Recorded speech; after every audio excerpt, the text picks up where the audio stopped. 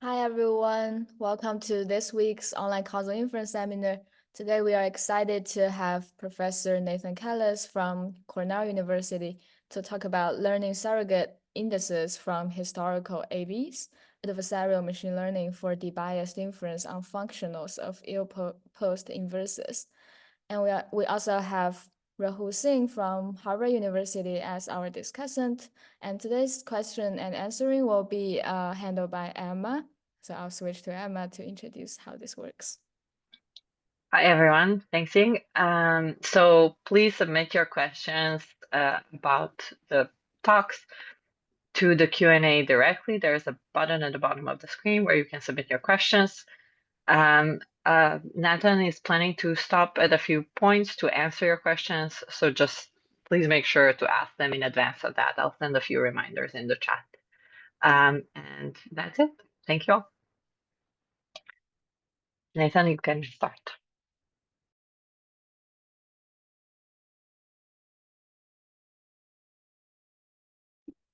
You need to turn on your mic. Thanks. Yeah.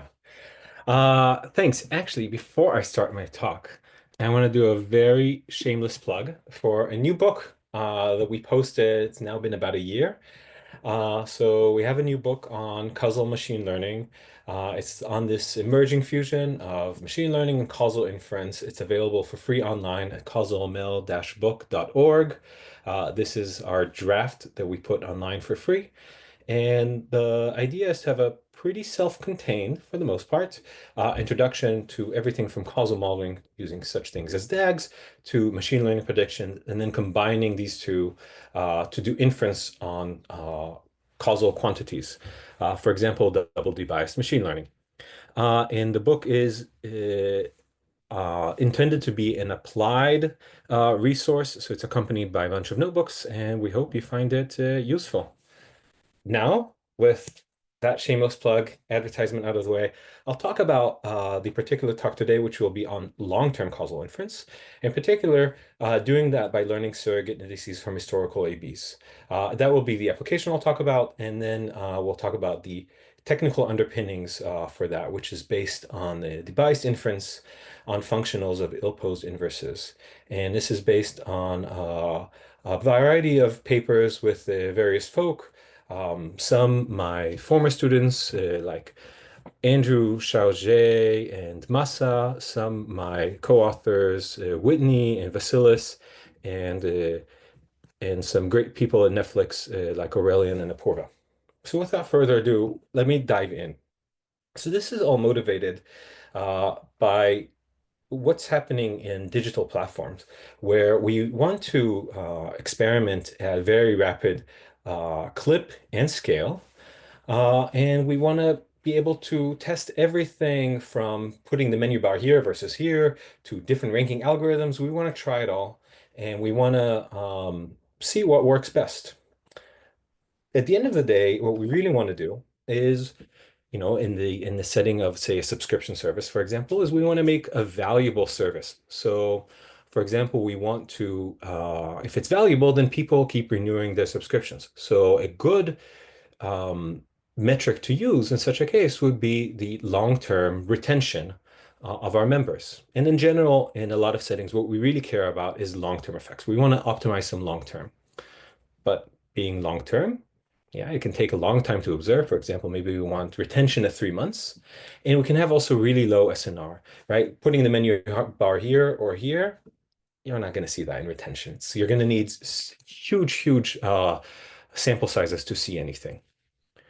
So what we often resort to is to make decisions based on short-term observations. Maybe we see how people engage with the platform over the first 14 days. And for simplicity, let's think about just amount of engagement, but really we want to think about different short-term outcomes. We're going to call these surrogates. We want to be able to see them on short term, and that they are sensitive to our interventions. And you could have p-many of them. And then how might we make decisions based on short term? Well, what would be really nice is that we would have an index that is something that takes these p numbers and combines them to a single number. This magical object h naught, such that if for each individual we look at, the experiment arm where we assign some treatment little z, for example, a particular configuration of a recommender engine. And we look after 14 days, say, at all the different outcomes that we saw within those 14 days. And for each individual, we look at that vector and we crunch it through this magical function h naught, and it gives us a single number, the index, right? And what we would like is we'd like that averages within the experimental arm of this index would be the exact same thing as averages within the experimental arm of the long-term outcome, what we would like to see, right? If we were able to see the long-term outcome, we would just do average here minus average there, and that would be great. Just do a t-test. So we would like to replace that with h naught of x instead of looking at y. So we don't have to wait so long, and so maybe that we have better SNR. Okay, now the question is, where can we find such a magical object that would satisfy this equality? So one proposal is, well, you want to look at the long term, but you only have short term. What would be the best prediction of one variable given another? That's the conditional expectation. So that gives rise to a very nice and very practical and straightforward surrogate index where we look in the data. Usually we just look at the production data, the data that we have, and we regress the long-term outcome, which we're going to call y here, on the short-term outcome, which we're going to call x here. Okay, and that's in practice very easy to do. It's just a simple regression model where we look, we plot down every individual is going to be a point in the scatter plot, and we look at some time period. We look 14 days forward. We look at their engagement. In this case, we're going to look at a p=1 univariate thing, so we can draw this. That's going to be that individual's x-axis point. Then we look 3 months forward and we see whether, how long we retain them up to 3 months. That'll be the y-axis. Okay, and then we have a scatter plot. We just have to fit the regression line. Regression is great. It's really easy to do with off-the-shelf supervised machine learning. Even if we have very rich features and very intricate relationships, we can fit that very well with the machine learning. And even theoretically, this works very well, right?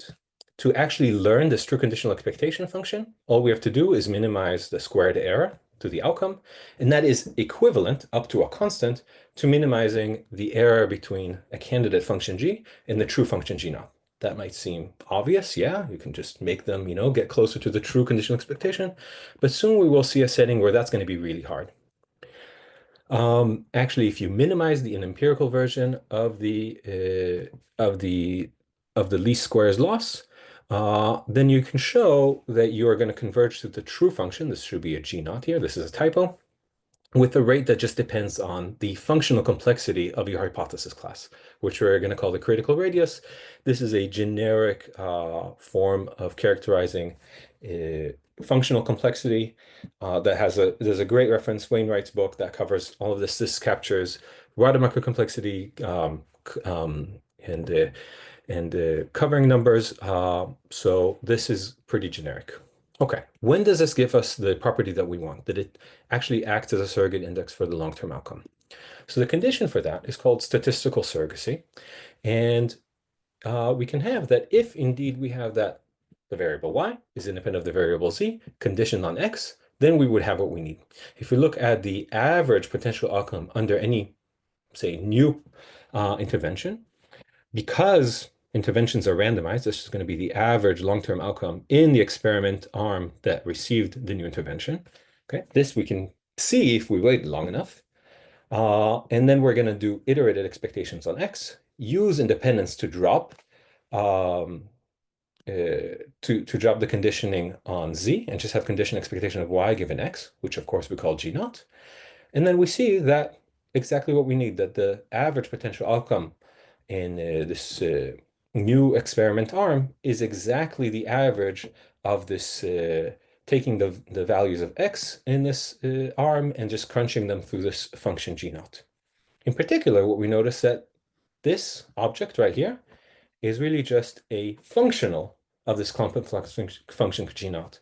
So we don't actually have to learn g naught very well. We just have to learn this particular aspect of g naught. Okay, we can even write it in this alternative notation as an inner product of a density ratio between the density of x in the new intervention and the old data multiplied by G naught.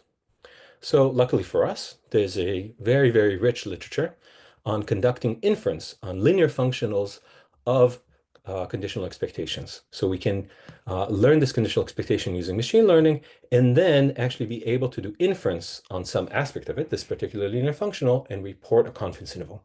In particular, I want to call out a very, very nice and useful framework for doing this. This is auto-debiased machine learning, and I'm very lucky to have the author of the seminal paper on this. Here is my discussant today, Rahul. You'll hear from him later today. So let me describe to you a little bit what the AutoDML is, because we're going to build on this. So in AutoDML, we're interested in some functional of this conditional expectation, which we can write as this moment, where W here is the concatenation of the data. And we just need to be able to know what this function aim tilde is. Okay, so in this case, it would be just evaluating it on a new data set. Because we're going to focus on linear functionals, we can write it in this particular form called the Rees representation. So if a function acts linearly, then it is also linear, right? Linear functions, we usually write them as beta transpose x. Well, this generalizes to functions in more complex spaces. And if something acts linearly, right, it scales and it adds, then it also is representable as something like beta transpose x. So here the beta is R tilde, it's called the race representer, and G naught is the x, and the expectation of the product is the transpose. Okay, so this is the inner product, and this is the the representation of this functional as an inner product. And the way that AutoDML estimates this is it plugs in a guess for G naught, for example, using non-parametric least squares as we had on the previous slide, and then takes an empirical version of this functional. But to it, it adds a debiasing term that makes sure that what we get at the end is going to be root n consistent and asymptotically normal. So you fit some G hat and you fit some guess for the Rees representer and you put it into this form. And you, of course, do this estimation with cross-fitting in the double debiased ML way. We'll talk a little bit more about this in detail later. And then the question is, how do you actually learn R tilde hat? So you can learn G, it's a regression function, using any supervised ML you want. Well, AutoDML gives us a recipe on how we're going to also learn this Rees representer. And it gives us a loss function that is very similar to least squares, so that we're going to get very similar guarantees. We're given some hypothesis class for the Rees representer, we're going to be able to learn it at a rate that scales like the critical radius of the hypothesis class. So then we're just going to be able to combine these things. And all we need is that the product of the rates is converging faster than 1 over root n. So for example, that means we can have a critical radius that's roughly 1 over 4th root of n for each of these hypothesis classes, for the Rees representer, for the regression function, and everything will be fine. Will be asymptotically normal. A couple weeks ago, we posted an extension of this work that extends this framework from linear functionals to differentiable functionals, and not only of conditional expectations, but to things that we call M-estimands that minimize some population criterion. So for example, the conditional expectation minimizes the squared error, but we can look at other things, for example, conditional quantiles. So that's a extension that we posted recently. But for now, let's focus on this setting, because this will be what we are going to build upon. So if you have this statistical surrogacy condition, then that's great. You have your asymptotic normality. I can give you confidence intervals on the long-term causal effects. Okay, now, when do we have this important statistical surrogacy condition? It's kind of stringent.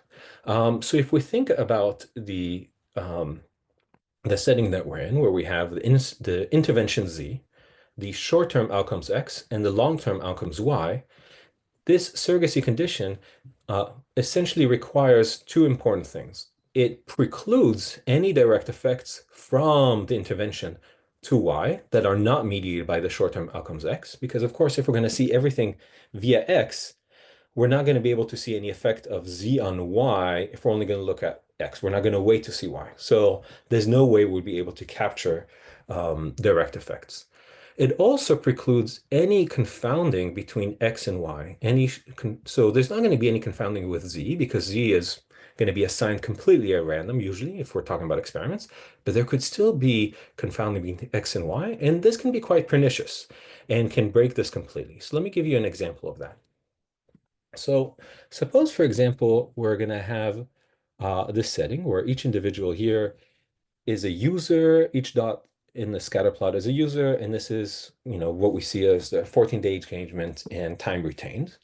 But actually, there could be some underlying confounder, such as, say, the amount of free time that each individual has. So there are some people with very little free time, and they don't have a lot of time to use this subscription service. Maybe it's a video subscription service. So they engage with it very little and they value it very little. So they may not retain for very long. And then there's people with a lot of free time and they engage with the service a lot. They have time to do it and they value it. But if we look maybe at at any given individual with the amount of free time that they have, let's look at a individual with a medium amount of free time. If we actually take that individual and push more of the platform, say, down their throat, maybe now we're taking away time from their kids. Maybe we're taking away time from their sleep, and they hate the service and they say they delete it from their phone because it's just too much. They can't handle it, right? This is completely made up. It's usually not this extreme. This is for a dramatic effect, but it could be that the causal effect goes negative, even though the correlation in the data looks positive, right? So if you actually do a regression model, it would go up, but the causal effect, what we're going to call here the causal model, is actually going down. Okay, so we can write this causal relationship like this with these individual idiosyncrasies U, which are 0 on average, but not conditioned on X, because amount of free time is related to 14-day engagement. So because the expectation of U given X is not 0, it's the same thing as saying the regression of Y on X is not the same thing as this causal function H naught, which is what we want, what we need here. So what are we going to do? How are we going to fix this? So it would be great if we could just randomize 14-day engagement, right? Directly randomize. Instead of randomizing assigning to treatment, we directly randomize 14-day engagement. That would be the treatment. We randomize it, and then we would see the effect, right? Then we wouldn't have confounding. But we can't directly intervene on 14-day engagement. But we do have something that affects it and is random. We have the assignment to treatment historically. In this setting of working on digital platforms, we have plethora of historical experiments. We're experimenting all the time at scale and at a rapid clip. So we have a lot of historical data of different experiments that we've tried.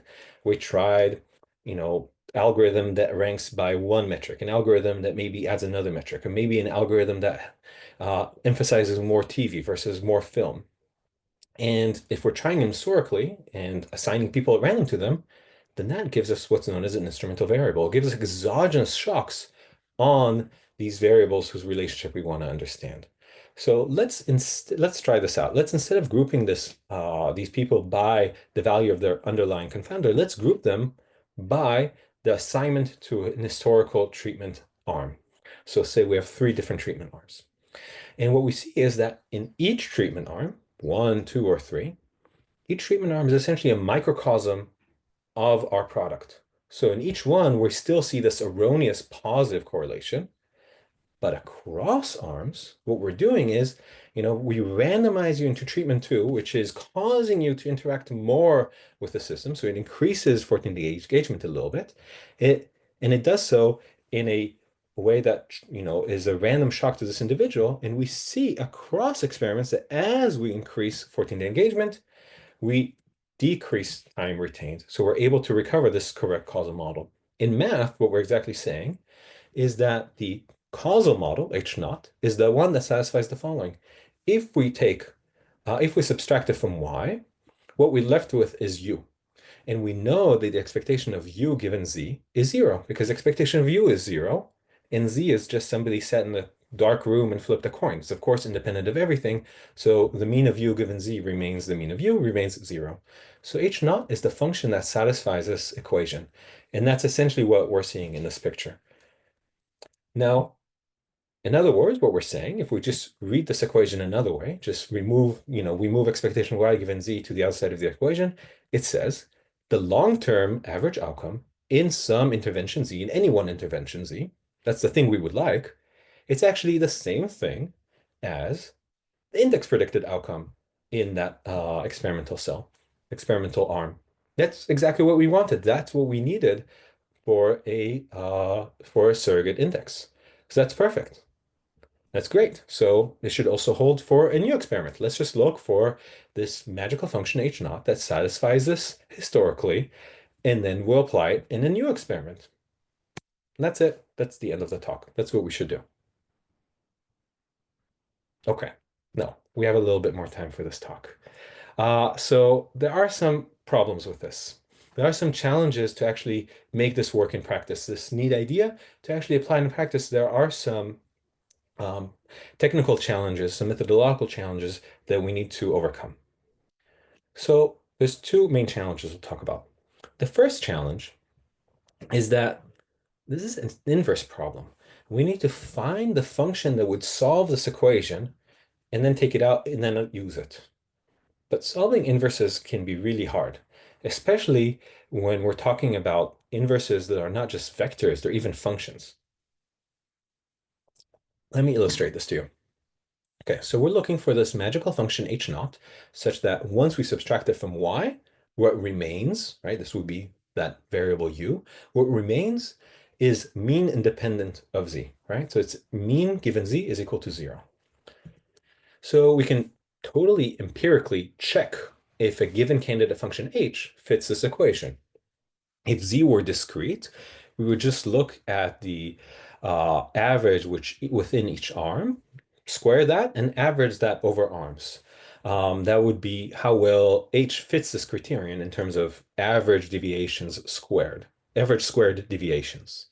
If z is not discrete and is continuous, and this is a non-parametric relationship, okay, then involves another regression step. But in principle, you could do this. You could check this empirically. This just involves observed variables that you can just check. Okay, well, what would it mean to check this criteria? Well, the expectation of y given z, according to this equation on the top, is the same thing as expectation of h naught of x given z. So in some sense, checking this criterion is the same thing as checking some sort of distance between h naught and h, just like we had for regression. Squared error gave us some distance from h naught to h. But this distance is a little different. It's a little wrong, right? What we really wanted was the norm between h naught and h. We want to converge to the true model, h naught. Okay, this norm squared would be the expectation of h naught minus h squared. But that's not what we get here. What we get here is something that could be smaller, because first we project on z, and then we square. So it's like Jensen in the wrong direction. So we don't actually get a bound, right? Making the criterion small might mean nothing about being close to h naught, okay?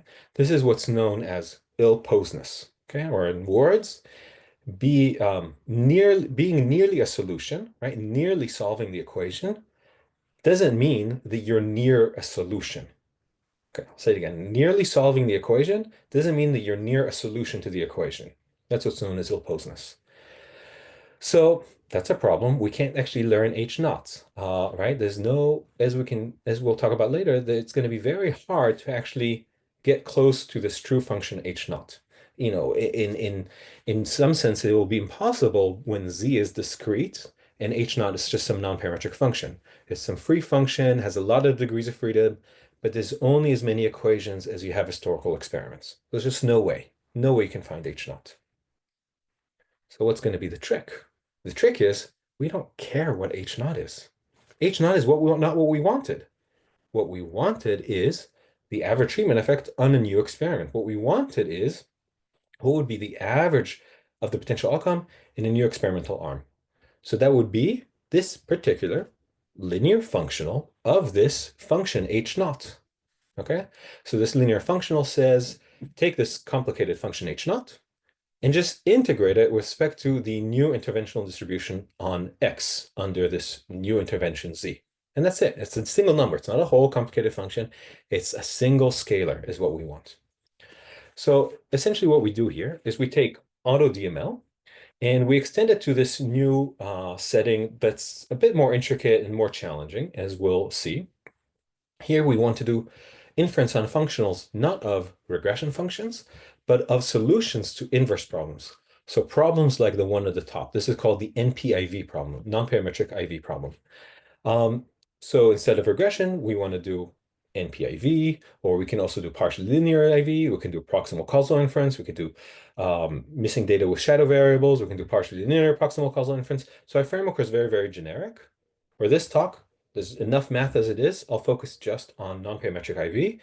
But in the papers, which is this sequence of papers, it's quite more general. And what we do is we develop flexible adversarial machine learners for both H naught and a debiasing function that we're going to need, which is going to be related to a Riesz representer, and then how to combine them in order to do inference on the linear functional.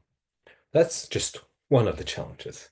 There's yet another challenge in this setting of using historical ABs. So this challenge one is sort of a generic problem of doing inference in functionals and solutions to inverse problems. It applies in a variety of settings, whether these discrete, continuous, doesn't matter. Challenge two is something that's unique to the setting of using past experiments as instruments. So this is the so-called many-week IV bias phenomenon. So let me illustrate it to you. So remember that plot I had with just like 6 dots? Let's, pretend that we have a lot more data. So these dots, each individual here is an individual using your platform, and we plot their short-term outcome versus their long-term outcome. And we see that in the user population, there's this erroneous positive slope, where in fact the causal effect is negative. So indeed, if we look over 1,000 past experiments, so each blue dot here and here, they're quite concentrated, but there's some blue dots here in the middle, is going to be an experiment arm where people were assigned at random to. And each experiment arm is going to be plotted down in this in the scatter plot, where its x-axis is the average short-term outcome within the arm, and its y-axis is the average long-term outcome within that arm.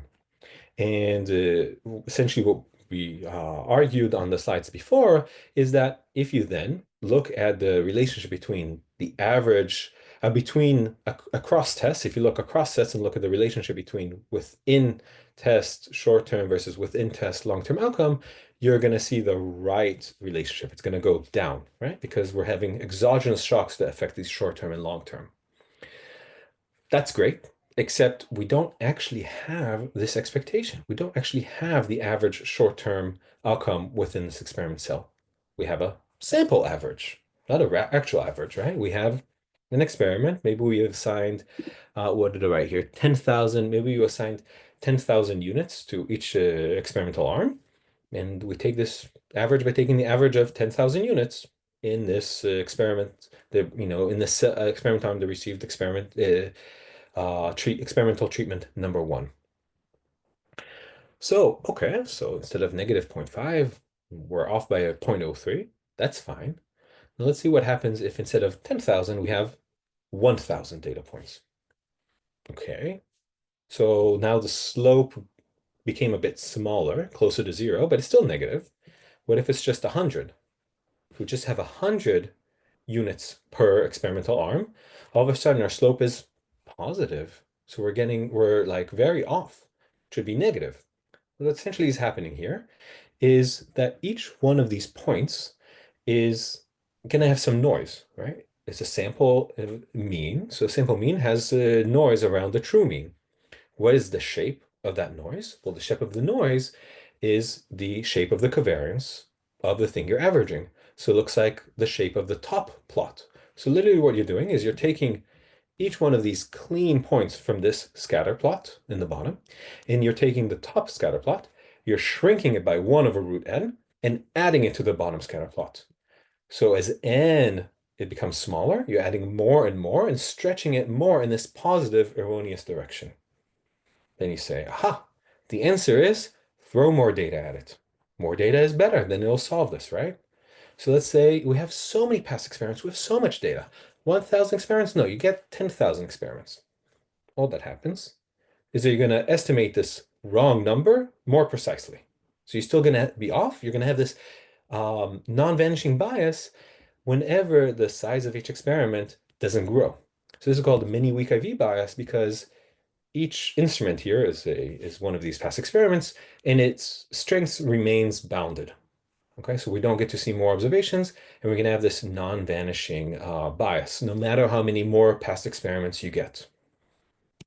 So how do we get around it? Let me give you the answer up front, at least in like a high level. So I said the problem was we're adding this noise, and this noise has this positive correlated structure, which is pushing our correlation up where we actually want to be negative. Okay, break the correlation. That's easy, right? The problem was that the mean of the short term was correlated with the sample mean of the long term because they're averages of the same units. Take averages of two separate units. You have 10,000 units in an experimental arm. Fine, just you take the first 5,000, take the average of the short-term outcome, take the latter 5,000, take the average of the long-term outcome. And these two averages cannot have any correlation because the units are independent of one another, which of course is the standing assumption here that we have IID sampling. Okay, so if we do that and we plot average in fold 2 versus average in fold 1, we're negative again, that's good, but we're much smaller than we should be. We should be negative a half, we get negative a tenth. Okay, so what's happening is we're still adding noise. Now the noise is spherical instead of positively correlated. So it's spherical noise, so we get attenuation bias. It looks like it's not very correlated because we're adding an uncorrelated noise. So we need to find out how much have we shrunk the actual effect. Well, there's a way to find out. We can compare x to x. The average of x is the average of x. It's the same thing. So this should have been a slope of 1, right? Expectation of x given z is expectation of x given z. But here, because we took on two different folds, we're adding the same amount of noise, and we can see, aha, okay, we shrunk 1 to 0.21. So let's take the ratio. So then we know that we need to blow this first number up by 1 over 0.21, and we'll get roughly the right answer. So that's great. That would be the answer. So this works fantastically for linear IV, and this is essentially jackknife IV estimation from Angrist, Imbens, and Kruger. And in a recent KDD paper, we investigated just the linear setting, because that's very important in practice, and explained different things that you could do, including JIVE and limo and total covariance adjustments, and also how you can interpret these things causally in a variety of settings, even when things are not perfectly linear and even if you may have some direct effects. But in this talk, I want to focus on the non-parametric setting. And, JIVE works great for linear IV, but it won't allow us to fit a flexible H0 function, a flexible non-parametric IV function. So what I hope to get to is to talk about how we develop this NP-JIVE, non-parametric JIVE, which is essentially the ML analog of JIVE. But where instead of looking at linear IV, we're able to give it generic function classes, just like non-parametric least squares, and give rates with respect to these generic function classes, just with respect to their functional complexity, their critical radius, and with the rates that depend both on little n and capital K, that is allowing us to work in settings where only capital K is going to infinity, or maybe little n is going to infinity very, very, very slowly, like maybe log K instead of linear in K. So that is the answer there. I want to point out that, I made these very, very dramatic plots of like the correlation is up, the true causal effect is down. So that was, made up, but this is real. So here, what I'm plotting is that kind of scatter plot where every dot is an experiment, but from real actual experiments from Netflix. I can't tell you what the short-term metric or the long-term metric is.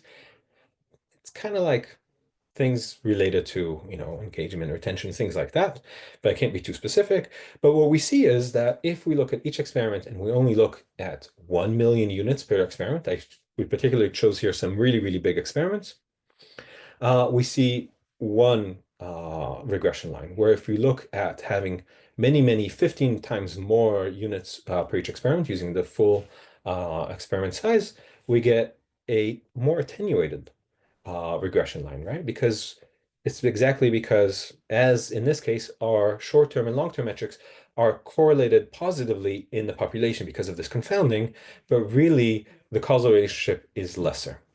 Now, you might look at this and say, it goes a little like this, it goes a little like that. What's the big difference? It's going up. It's, not going up that much. It looks kind of the same. So yeah, it does when you have a one-dimensional treatment, and maybe you still want to, figure out very precisely the diminishing effects as this grows, and you are worried of the biases. But really, the issue is that you want to combine multiple short-term outcomes. So I focused on one short-term outcome so I can make these pretty plots. It's very hard for me to plot in 5 dimensions, but really what we care about is, for example, on Netflix, we have video, but we also have games. FYI, Netflix has games. I don't know if you know, you should try them. Not a lot of people have. And we might care, how much you engage with video versus how much you engage with games. And we want to know, what's the relative importance of each one? Is it video is 2x of games, or is games 2x of video? Now, whether you're like this or like this, your slope is a little small. It's the difference between, 2x and 1/2x. Very, very different, materially different to the product managers. We also want to understand different qualities of engagement. We want to understand, right? There's how many hours you spend on Netflix, but maybe you spent that hour watching a single title and and you stuck with it, so maybe you enjoyed it. Or maybe you spend that hour, starting the first 10 minutes of 6 different titles. And just watching something saying, oh, this is crap next. Oh, this is crap next. And that's how you spend a whole hour. It's probably negative, right? So we want to be able to understand all these relationships. And then these small biases really matter as we're thinking about the trade-offs between these different metrics. Now, I think I only have 45 minutes for the talk, right? Because I need to give Rahul some time. So I won't go too deeply into this. I'll try to whet your appetite a little bit with some of the technical aspects of this first challenge of doing inference on functionals of ill-posed inverse problems.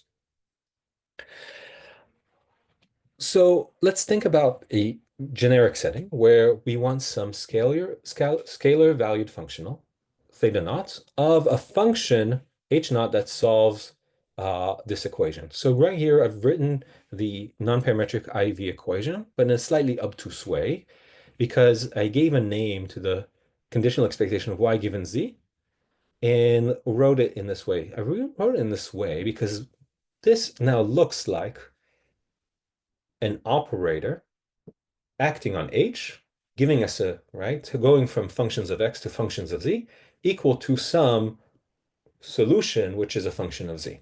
Okay, so this is the same thing. I just wrote it in a slightly more obtuse way.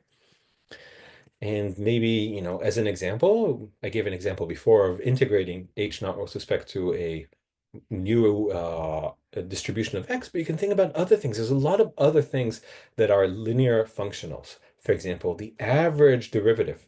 So this would be if x, for example, were the dose of beta blockers. And we want to say, what if everybody in the world took 0.01 milligrams more beta blockers? Would that be good? Would that be bad? That'll be like the average derivative is positive or the average derivative is negative. So that's some sort of average local effect. So those are the kind of functionals we might care about of this true causal effect, H naught.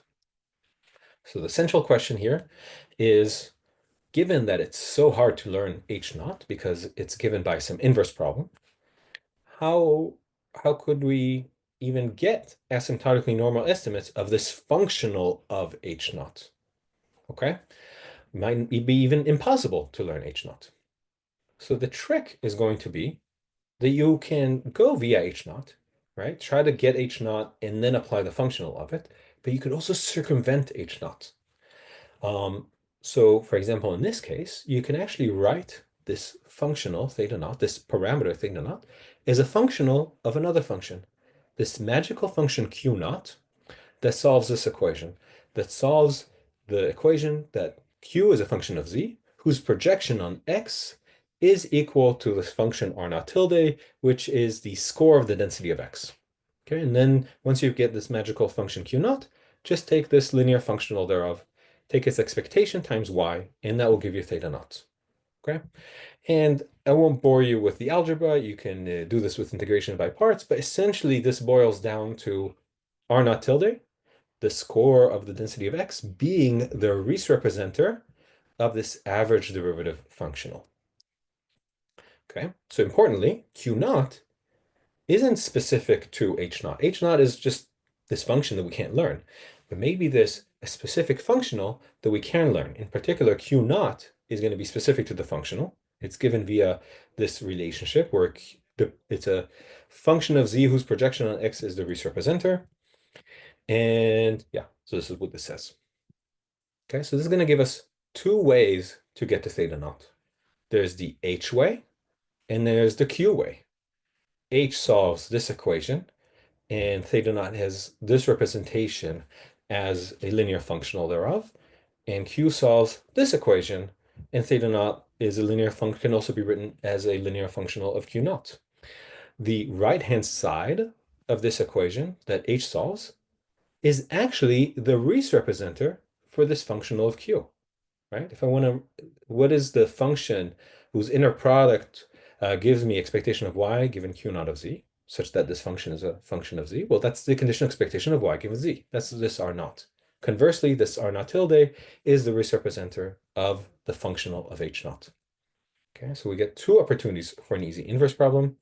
And the key result here is that if we do things just right, where the if here is the big if and where all the work is, then we can guarantee that if at least one of these problems is sufficiently nice, which we express in terms of this source condition, then everything will just work and we'll be able to do inference. We'll be able to get asymptotic normal estimates. Okay. Now, how nice it is, how big your source condition, as we call it, is needs to be, depends on how complex your hypothesis classes are. So you're just going to give hypothesis classes that are generic and just characterized in terms of critical radii. And the richer these classes are, the more nice these inverse problems have to be. You don't have to know which problem it is that is the nicer. Is it the Q problem? Is it the H problem? Or how nice it is? Now this generalizes, but rather than going through this generalization, explaining how this works, I'll skip to the punchline, I think, because I just have 2 minutes. But essentially, I'll just mention this gives us a doubly robust formula, which we then plug into debiased machine learning, which is covered in this book, which we put up. And right, so it gives us this doubly robust formula. And just like the usual doubly robust formulas, we just need to plug in estimates for H naught and for Q naught. We just plug them in a crossfold way. The real question is, how should we fit them? Okay, so the key condition we need in order to get asymptotic normality is that the bias in H and the bias in Q, their product shrinks faster than 1 over root n, right? Essentially, it says that this bias term is going to be negligible compared to the asymptotic normality scales of central limit theorem. So how should we control this bias condition? Well, one approach would be Cauchy-Schwarz. We have a product, we can bound it by the two norms of these two things. Okay, and this is essentially how AutoDML works. You just make sure each one of these errors is very small. For example, smaller than 1 over 4th root of n, and then the product is smaller, right? And how do you guarantee? Well, this is just going to be some guarantee from minimizing a least squares type of loss. You get it directly from the guarantees for non-parametric least squares, and done. This is where you conclude. Okay, that's not going to work for us because H naught is impossible or hard to learn, so you can't make this norm small. So you can't control this in this way. So the trick here is first project, then do Cauchy-Schwarz. And it turns out that, right, this projected error, if you look at then doing Cauchy-Schwarz, this projected error, which we can call the weak norm, is exactly the criterion for fitting the equation. Okay, and you could do this vice versa. The rest of a lot of the work is how to actually learn this an age to control fitness in these types of equations. And I'll just mention that this is a sequence of work that started, a while back on how you do adversarial estimation using machine learning, using generic function classes of things that solve these type of equations. And in this paper, we give some new analyses of these that allow us to tackle these challenges. And this adversarial estimator would look like a zero-sum game between an h we're trying to learn an h that fits this equation and some critic function q. And there's a sort of symmetric relationship between h and q. At a high level, this is automatic in the same sense of AutoDML in that we don't need to know the Riesz representer. All we need to know is the function all we care about, and this learns this automatically. And it's flexible in the sense that we can use any hypothesis class. Neural nets, reproducing kernel Hilbert spaces. Yeah, and then there's how we combine it and under what conditions it works. And I'll say at a high level, this is the high level condition where, if you give me a function class, hypothesis classes for H naught and Q naught that have a slower critical radius, right? So lower here is slower, higher here is faster. This is a parametric-like rate. This is like a Donsker-like rate. Then you're going to need a stronger condition on the inverse problem, which is a source condition, which I didn't have time to cover. And there's different settings, whether you know which problem is the nicer one or not. So, to sum up, we want to do faster experiments. Of course, why not? If I told you can run a faster experiment, you'll say, yes, please, sign me up.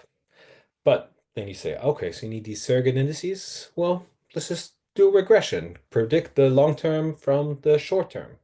Doing that is going to be very sensitive to confounding. So the idea here is very straightforward. You have a lot of historical tests. These are exogenous shocks, random shocks to these variables. They give us exogenous variation, aka instrumental variables. And this allows us to fit surrogate indices that are robust to confounding. And it's very simple. You're just going to look for an index that on the historical experiments, the actual ATE matched the predicted ATE by this index. If an index solves this, that's like solving an equation that H naught solves. And then some under reasonable causal structure, the same index will work for a new experiment. So very clean idea. You just have to be a little bit careful, a little bit clever in how to actually execute it. This idea of just historically match the ATEs in your historical data set, that's misleading because you don't have ATEs. You have estimated ATEs. So this is the many weak IV bias problem. Here's a solution in a purely linear setting is JIVE, and in this KDD paper, we talk about this whole space. Now, if you want flexible indices, because if you make a linear assumption and it's wrong, you get something super uninterpretable. It's not like regression, where linear regression is always the best linear prediction, even if it's misspecified. Here, you're just going to not get a causal effect, just going to get something else. So we talked about NP-JIVE, and we talked about doing it with adversarial estimators and giving rates. I didn't get to talk about the rates. And if you actually also want inference on the predicted ATE, so you can give confidence intervals on the ATE, then the solution here is a new way to do debiasing. And essentially what it is an automatic debiased ML, but for functionals of ill-post inverses. And I'll end here. I'm already 5 minutes over time. Thanks. Thank you, Nathan, for the very nice talk. For the sake of time, we're going to directly transition to the discussion, and we'll probably do Q&A at the very end of this seminar. So Rahul, please go ahead. Perfect. Are you able to hear me? Great. So I'll discuss Nathan's work. Let me begin by warming up and recapping some of the key objects. And in this warm-up, we'll set aside instrumental variables. Let's define a regression function h naught. It's the expectation of some outcome y given some covariance x. And let's say we're interested in a certain functional of it or a scalar summary of it that I'll denote by theta naught. In this case, we're interested in the average derivative. So we take the derivative of h naught, and then we take the average over x. This parameter of interest has a dual formulation. It can also be expressed as the expectation of y times some function q naught of x, where here q naught of x is the score function of x. Now, it's well known that both of these formulations can be combined into a doubly robust moment for theta naught. And in this doubly robust moment, we have the first formulation, that's the first term. We have the second formulation, that's the second term. And then we subtract off q naught times h naught. There are a few more interpretations of this doubly robust moment. In particular, sometimes people group the latter two terms and say that it's a product between a debiasing function q naught and a residual of the regression. I'd like to highlight the sense in which these two formulations are linked. We can actually derive the link between them on the fly.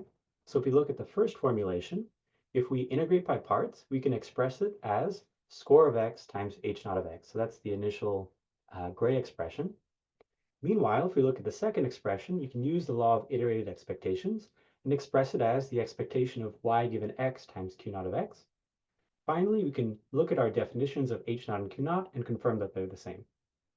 In general, this link is called Rie's representation, and previous work uses this link to estimate q naught.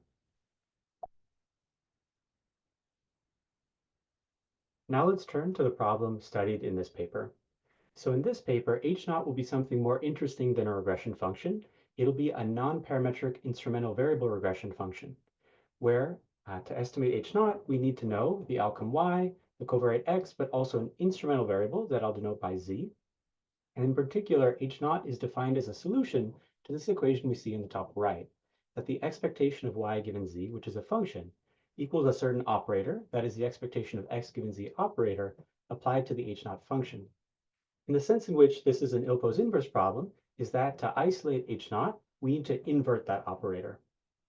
Let's say that the parameter we care about is again the average derivative functional of h naught. So theta naught is this derivative of h naught. Again, this parameter will have a dual formulation, and again, that dual formulation will be linked by a Rie's representation. So let's first look at the dual representation. It's the expectation of y times a q naught. This time, q naught is itself a solution to an integral equation. That is, q naught is a solution to this equation we see here on the right, where score of x equals this operator of now z given x applied to the function q naught. We can see the sense in which these two formulations are linked by developing the first formulation, again using Rie's representation, developing the second formulation, again using the law of iterated expectations, and then matching symbols. Once again, both of these formulations can be combined into a doubly robust moment, which has the first formulation, the second formulation, and then a product of q naught and h naught. So with that background, we can articulate the research questions addressed in this work. One of the research questions is, what is a machine learning estimator of q naught that avoids estimating the score of x? The score of x is an interesting and complicated object. It's the derivative of the log density, but is there a way to estimate q naught without having to estimate a density? Previous works will study the case where x equals to z and give a mean square error rate, or the setting where x does not equal z and instead give a weak norm rate, which is a weaker kind of guarantee if we're thinking about general machine learning function spaces. In this paper, the authors will take on the question of what if x does not equal to z, can we still get a mean square error rate, which is a stronger type of guarantee? And they do so through an articulation of a source condition. Another research question is motivated by the setting of having access to historical A/B tests, where these will be interpreted as having access to many weak instruments. In particular, each possible value that this instrument can take on corresponds to a particular A/B test. There is an extensive literature on doing linear estimation in such a setting, and the authors will develop techniques for doing machine learning estimation with rates for this kind of setting. I'm now going to discuss a couple points that I enjoyed, and I'll describe also some questions that I'd like to turn to the author. So here's one point I enjoyed. The authors articulate what I think is a very natural generalization of the source condition and show that this is the condition that will give us mean square rates over machine learning function spaces for q naught. In particular, we now have a more powerful argument than we had before. The first step of the argument is well known. It's that in order to do root-n inference on the causal parameter of interest, we actually need Q0 to exist. The second point is actually immediate from how we define Q0. So Q0 is defined from a certain conditional expectation operator applied to appearing in an equation, and naturally we'll need the left-hand side to be in the range of the right-hand side for this thing to exist. But what the authors articulate is that if we have a slightly stronger condition, that is that the score of x is not just in the range of this conditional expectation operator, but in fact well supported by the top of the spectrum of it, then they're able to provide machine learning rates for Q0. I think that the authors clarify what this source condition is, and they parameterize it with this parameter beta, and I view as a key contribution how they provide a machine learning mean square rate for Q0, which will depend on delta n, that's the critical radius of a generic function space, and beta, which is the parameter that characterizes the source condition. A question I'd like to pose is how does the source condition that these authors articulate compare to other types of source conditions that have been placed in the machine learning literature in the last 5 years or so? I think something they do very well is articulate the connection to, for example, INCH in 2007, but there are other source conditions out there, and I'd be interested to see how they all relate. Here's another point I enjoyed. So in settings with nonlinearity and many weak instruments, most of the literature focuses on linear estimation, and the authors will now provide results for the setting with nonlinear estimation. And in particular, they'll derive rates when the instruments are discrete, and they'll use the technique of sample splitting. They derive a weak norm rate, which has a few terms in it.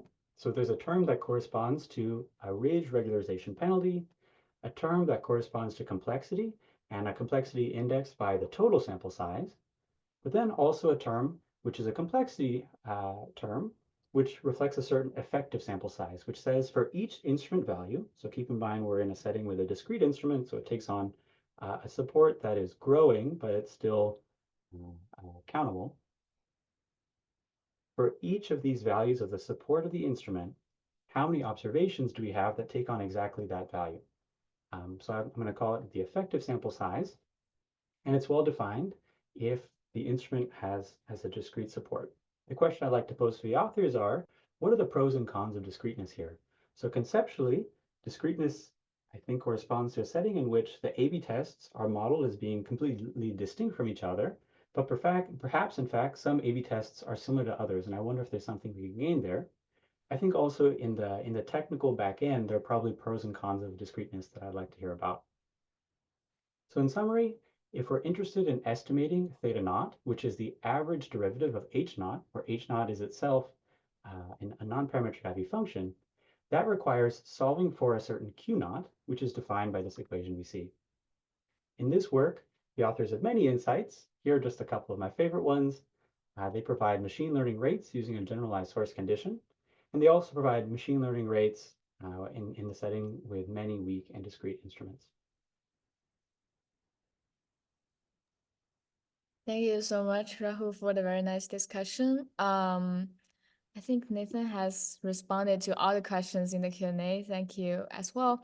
Nathan, do you want to briefly respond to the discussion? Yeah, thank you, Rahul, so much. That was a very clear recap of AutoDML and kind of this extension to NPIV. Okay, so I wrote down your questions. So one of your questions was about source conditions. So this is hard to answer because there's so many different things in the literature, but one thing I'll say is source condition, I think, to my knowledge, arises not in statistical problems, but in like numerical problems where you're actually trying to solve an equation and it's difficult numerically to solve because of weak source conditions.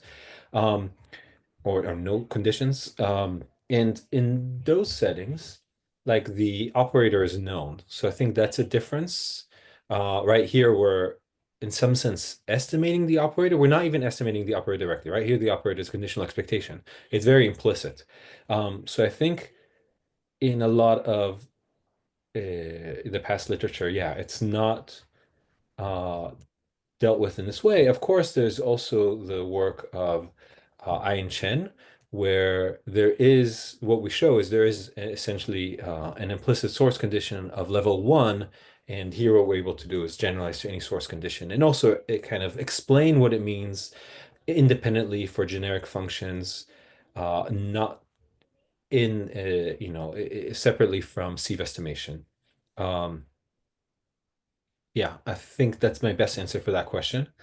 As to the pros and cons of discreteness, I think there is something to be said here more generally about weak IVs and certain limits of, I think they have this concentration parameter in the weak IV literature, which controls the strength.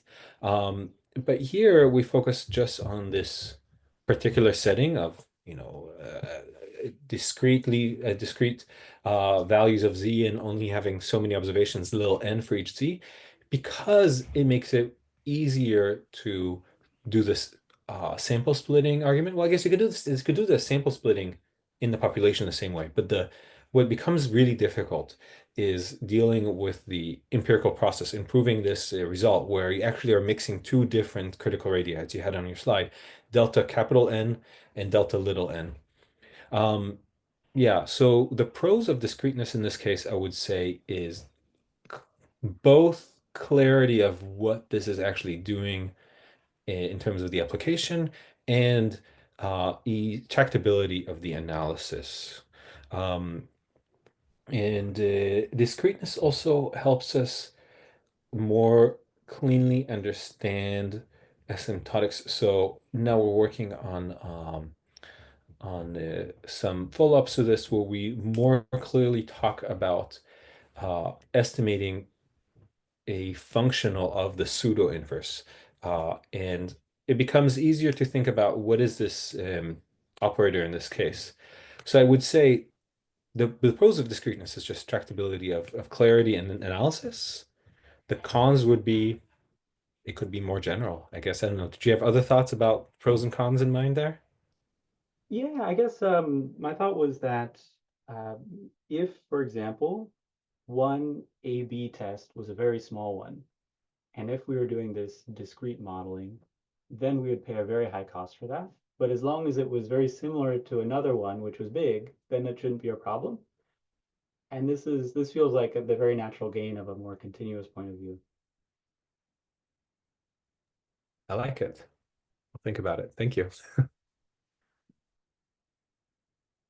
Okay, great. It's probably a good time to wrap up. We would like to thank the speaker and discussant again for the very nice talk and discussion. Let me share the screen to preview our next week. Okay, so next week we're going to have a joint webinar with the Society of Causal Inference. So we will have a roundtable panel on exploring career paths in pharma, government, and technology. We will have Gabriel Lowinger from NIH and Emery Kisseman from Microsoft and Natalie Levy from Asian. So we hope to see you all next week. Thanks.